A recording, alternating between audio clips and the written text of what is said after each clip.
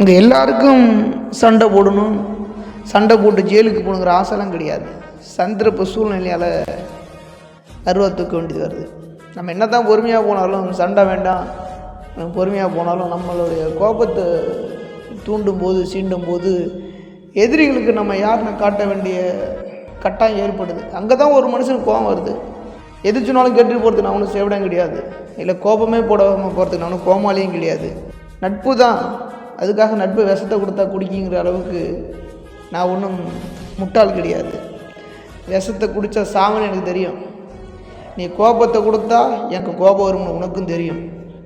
அப்படி இருக்கும்போது என்னை கோபப்படுத்தி சண்டை போட்டு நினச்சா நான் அதுக்கு தயார் தான், சண்டைக்கு தயார்னு நான் சொல்லுவேன். பயந்து போகிற பயந்தாங்குழி நான் கிடையாது, கோலையும் கிடையாது. நீ எந்த ஆயுதத்தை எடுக்கிறியோ அந்த ஆயுதத்தை நானே எடுப்பேன். நீ எனக்கு என்ன கொடுக்குறியோ அதையும் நான் திருப்பி உனக்கு கொடுப்பேன்.